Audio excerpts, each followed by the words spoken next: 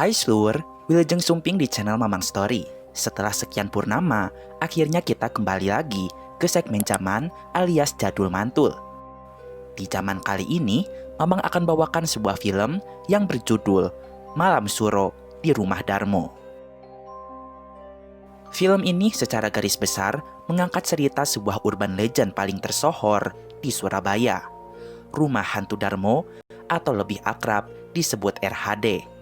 Kisah mistis mengiringi keberadaan rumah yang terletak di kawasan perumahan elit Darmo di Surabaya Barat, tepatnya di Jalan Raya Puncak Permai. Rumah menyeramkan ini cocok untuk kamu yang suka tahayul, supranatural, atau hal-hal gaib lainnya. Keberadaan Rumah Hantu Darmo sempat menjadi buah bibir yang terkenal bagi para pecinta alam gaib di Surabaya. Sehingga pada zamannya, rumah itu tak pernah sepi pengunjung. Ada yang datang untuk uji nyali atau sekedar ingin merasakan suasana mistisnya. Film ini diangkat berdasarkan kisah nyata pengalaman seorang supir taksi di Surabaya. Bagaimana Slur? Apakah kalian sudah siap? Kencangkan celana dalam Anda, benarkan posisi rebahannya, dan mari sama-sama kita bilang, hayu, meluncur.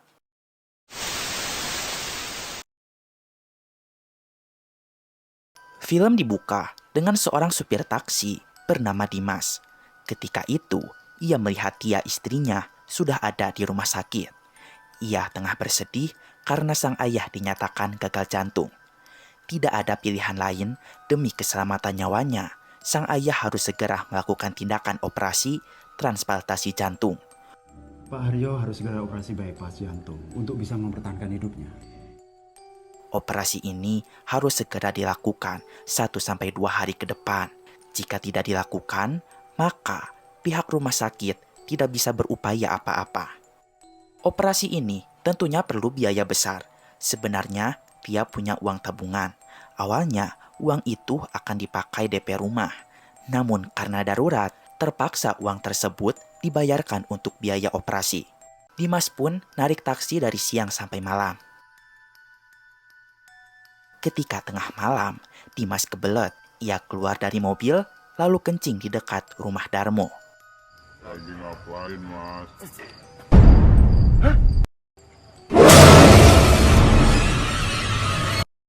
Semenjak dari itu, Dimas ketempelan hantu anak perempuan. Dimas pulang kembali ke rumah sakit. Badannya terasa berat. Tia pun melihat ada lebam di leher suaminya.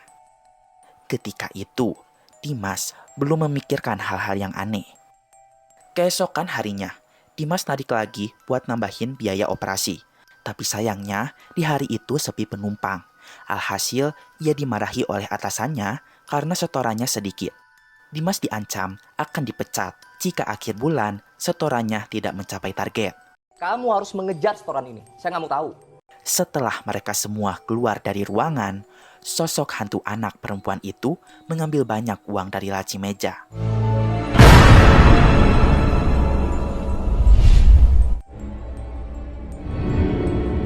Dimas dengan pikirannya yang kacau mampir ke warung kopi. Di sana ada Ponori, pemilik warung, dan juga Bang Opi serta Jojo yang merupakan rekan supir taksi. Mereka melihat wajah Dimas seperti banyak pikiran. Malam harinya, ketika sedang tidur, Dimas diganggu oleh hantu anak perempuan itu.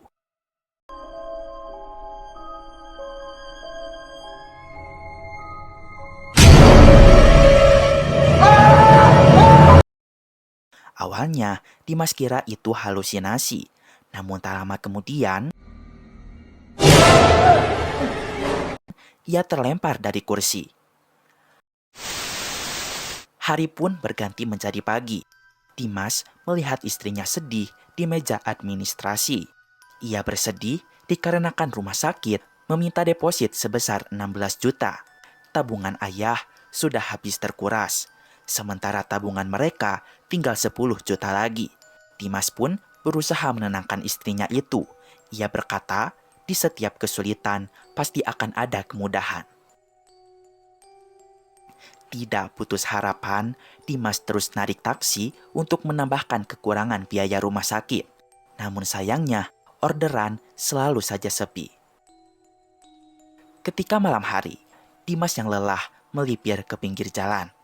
Waktu pun sudah menunjukkan pukul 1:13 pagi. Di sana, ia pun diganggu oleh sosok hantu perempuan yang muncul dari atas mobil.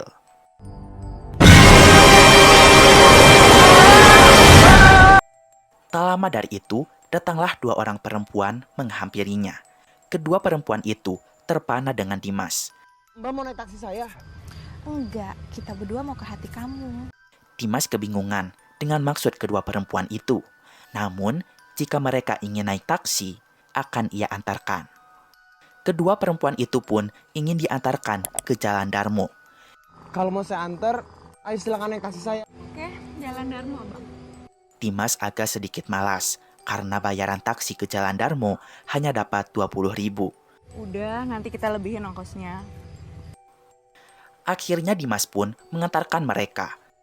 Sesampainya di Jalan Darmo, mereka pun menepi di sebuah rumah mewah. Kedua perempuan itu meminta Dimas menunggu di sana. Mereka akan bawa koper karena akan lanjut ke bandara. Lalu, mereka pun menitipkan sebuah boneka. Saking lamanya menunggu, tanpa sadar Dimas ketiduran. Keesokan paginya, Dimas dibangunkan oleh seorang security dengan luka panjang pada wajahnya. Ia ditanya sedang apa di sini. Dimas menjawab, menunggu penumpangnya. Dimas sangat terkejut, rumah mewah yang semalam ia lihat seketika berubah jadi rumah kosong, terbengkalai tak berpenghuni. Boneka milik penumpang kemarin masih tersimpan di jok belakang mobil. Kemudian, ia melihat ada uang ratusan ribu. Setelah kejadian itu, entah mengapa, tiba-tiba Dimas banyak orderan. Salah satu penumpang meninggalkan kardus bawaannya, yang ternyata berisikan uang jutaan rupiah. Mbak! Karena Dimas jujur, ia pun diberikan 2 gepok uang. Dimas tidak bisa menolak karena ia sangat butuh uang ketika itu. Akhirnya Dimas dapat mengumpulkan uang untuk bayar administrasi rumah sakit. Mulai hari itu, Dimas beserta istri tidak merasa khawatir lagi. Saat pagi hari, tubuh Dimas dipenuhi banyak lebam. Ia merasa tidak enak badan, sehingga izin bekerja. Ketika istrinya beli sarapan, Dimas melihat 2 perempuan mirip penumpang kemarin malam. Dimas pun mengikutinya. Dimas kehilangan jejak. Ia tidak tahu kedua orang itu pergi kemana. Kemudian Dimas berlari menuju gudang. Di sana mati lampu. Dimas pun diteror habis-habisan.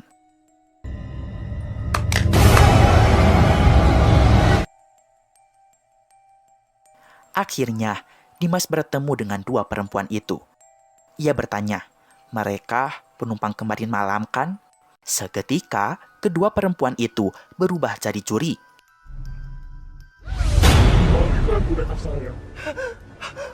Karena ketakutan, Dimas berlari.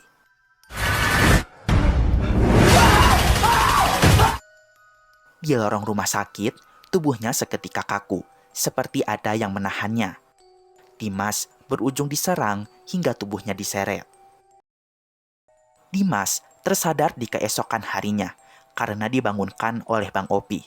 Kemudian, ketika baru sadar dari pingsannya, daripada gabut, Dimas pun narik taksi lagi. Ketika tengah malam, Dimas melihat ada perempuan cantik di kaca spion mobilnya. Perempuan itu menghampirinya. Perempuan itu memberitahukan jika ada 2 hantu yang sedang mengikuti Dimas.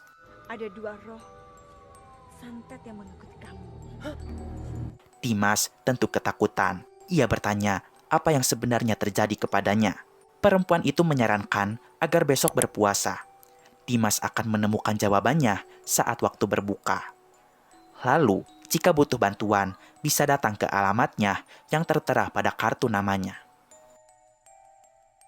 Keesokan harinya, Dimas sudah tidur di rumah kembali. Namun, ia tak pernah tenang karena teror hantu perempuan itu terus menghantui.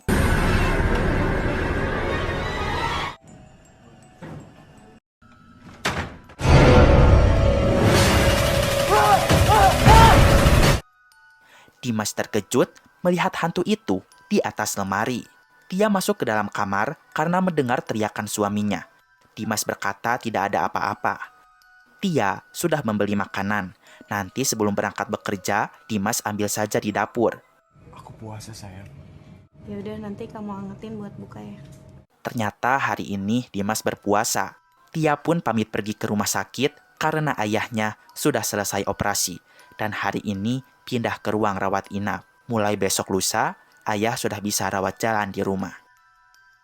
Singkat cerita, ketika waktu berbuka, Dimas pun mulai mendapatkan beberapa penjelasan tentang hantu Darmo dari percakapan orang-orang di warung kopi. Awalnya, pemilik warung merasa ada yang aneh. Belakangan ini, dia sering mencium wangi seperti bunga melati.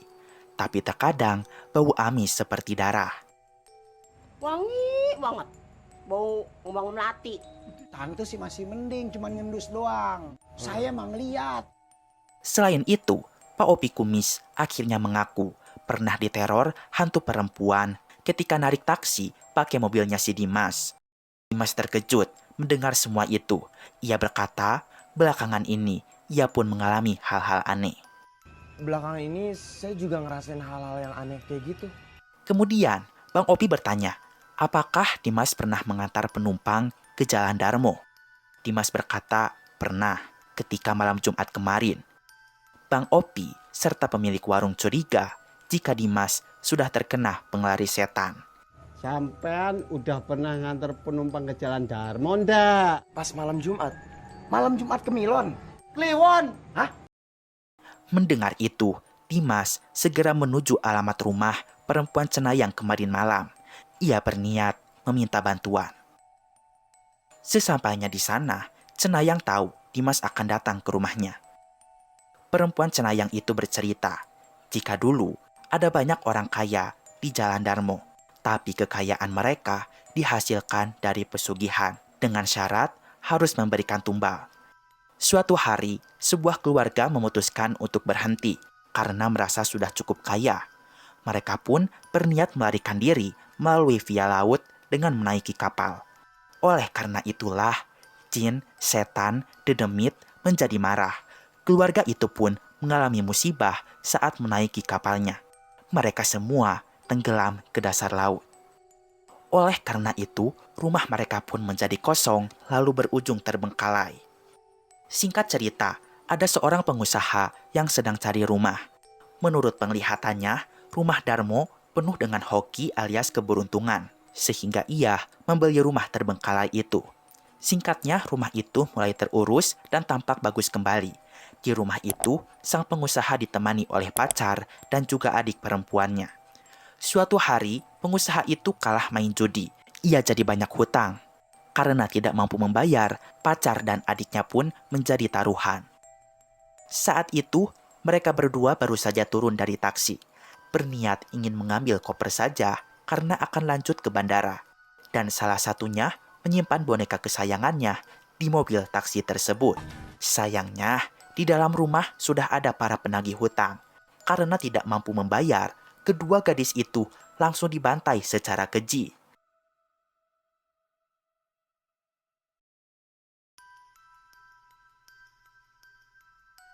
Pada akhirnya, rumah itu pun dikosongkan dan menjadi terbengkalai kembali. Kemudian, rumah tersebut menjadi sarang setan. Dimas diberikan air penawar supaya hatinya tenang, lalu mampu melepaskan diri dari arwah, santet, dan pesugihan. Cenayang berkata, satu-satunya jalan untuk mengakhiri semua ini adalah dengan cara membakar boneka tersebut, karena boneka itu sarang dari hantu kedua perempuan itu. Kebetulan sekarang adalah malam suro, bertepatan dengan 1 Muharram. Kejadian pembantaian rumah Darmo pun terjadi pada 1 Suro juga. Ini adalah waktu yang bagus untuk membakar bonekanya. Setelah dibakar, boneka itu pun harus dikuburkan, Kemudian bacalah doa sesuai kepercayaan. Dimas pun datang ke rumah Darmo. Boneka itu harus dibakar juga dikuburkan di sana.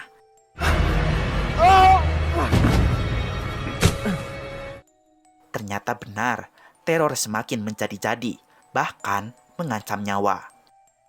Beruntung Dimas masih dapat bertahan. Lalu ia menggapai minyak, kemudian membakar bonekanya.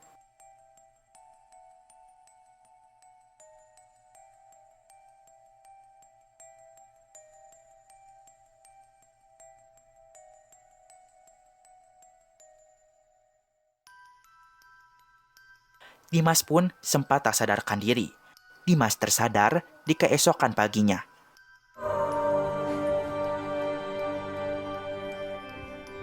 Setelah sadar, ia segera menguburkan abu boneka tersebut.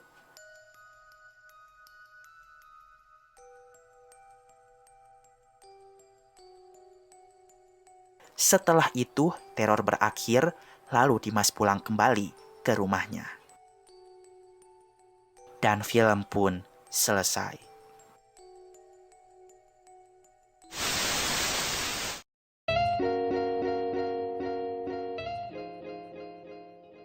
Nah, itu dia seluruh alur cerita dari film ini.